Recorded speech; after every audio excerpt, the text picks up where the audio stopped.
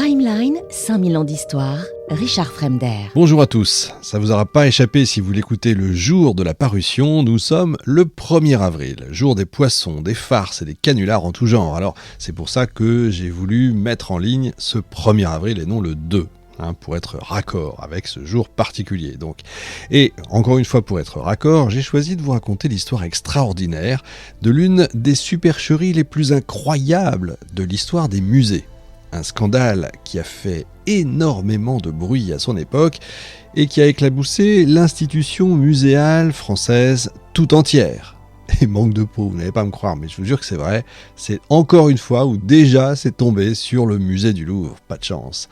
Alors loin de moi évidemment l'idée de jeter la pierre au musée du Louvre, de remuer le couteau dans la plaie, alors que vous savez, l'actualité ne cesse de mettre dans l'embarras sa direction et son personnel. C'est vraiment une histoire qui là réapparaît de temps à autre, alors vous devez le croiser sur internet, dans des revues plus ou moins spécialisées, dans des anecdotes insolites, et pourtant je vous assure, ça date pas d'hier, mais c'est réel, puisque les faits remontent à 1896 et vont encore faire les délices de la presse en 1912. 1912, vous devez connaître, c'est l'année du naufrage du Titanic. Cette année-là, le carnaval de Nice s'invite dans les rues de Paris. Parmi les chars qui vont défiler, l'un d'entre eux suscite vraiment particulièrement les rires, les moqueries des spectateurs. Il s'agit d'un char intitulé « Les gardiens du Louvre » et qui tourne en ridicule les malheureux cerbères de l'illustre institution déjà.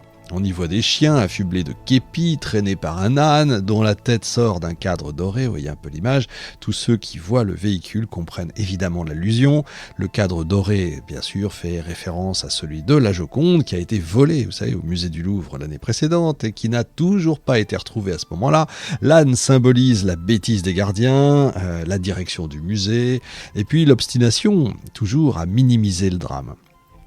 Chose étrange, le bourricot n'est pas coiffé d'un bonnet d'âne, mais d'un couvre-chef doré que tous les Parisiens reconnaissent au premier coup d'œil. C'est ce qu'on appelle la tiare de Saïta Fernès. Une autre œuvre disparue en effet des vitrines du Louvre, mais volontairement cette fois parce que c'est un objet qui a singulièrement entaché la réputation du musée le plus illustre du pays et du monde. Il s'agit d'un casque en or, d'une tiare, pour être précis, recouvert de motifs fabuleux et d'une inscription écrite en caractères archaïques. Une véritable merveille d'orfèvrerie, un véritable chef-d'œuvre qui manifeste toute l'habileté des artisans antiques.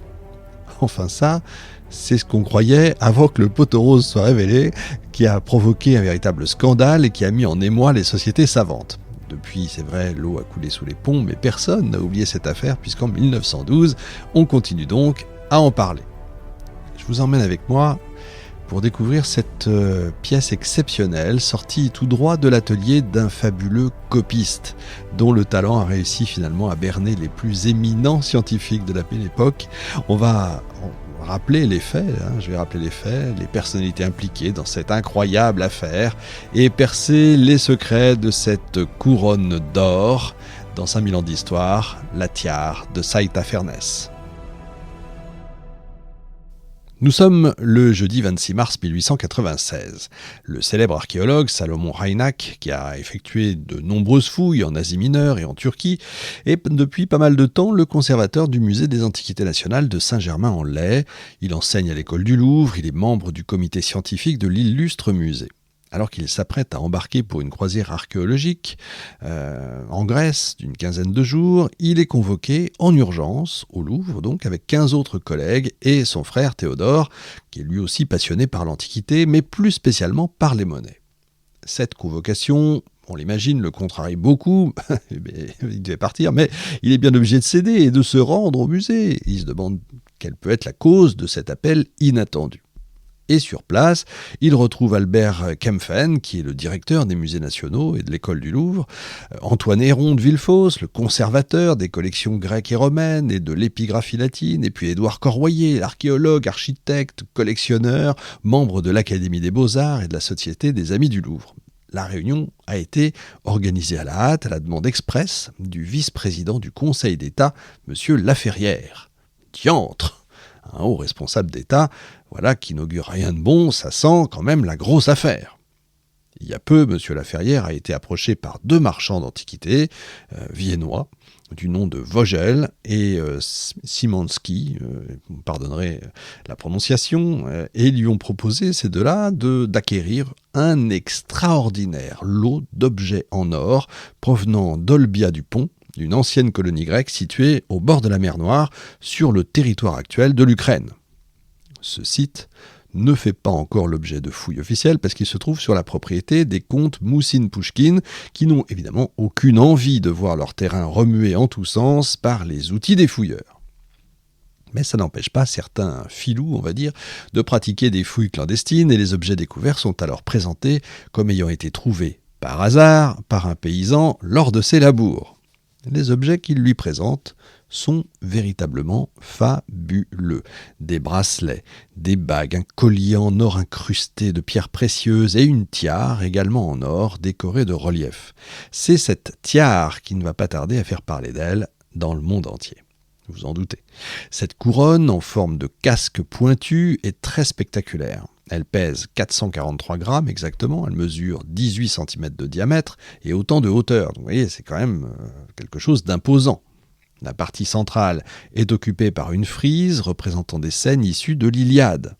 Et on reconnaît entre autres le bûcher funéraire de Patrocle, le rapt des chevaux de Rhésos par Ulysse et la restitution de Briséis à Achille par Agamemnon. Quant au bandeau de la partie inférieure, il est orné de scènes de la vie quotidienne des Scythes, chasse, culte, élevage des chevaux. Ces motifs semblent être inspirés des fameuses histoires d'Hérodote. Le haut de la tiare et l'espace entre les scènes figurées sont entièrement remplis de motifs végétaux. Un serpent, tête dressée et gueule ouverte, est enroulé au sommet du couvre-chef. C'est quelque chose de fabuleux. Mais à qui appartenait ce chef-d'œuvre ?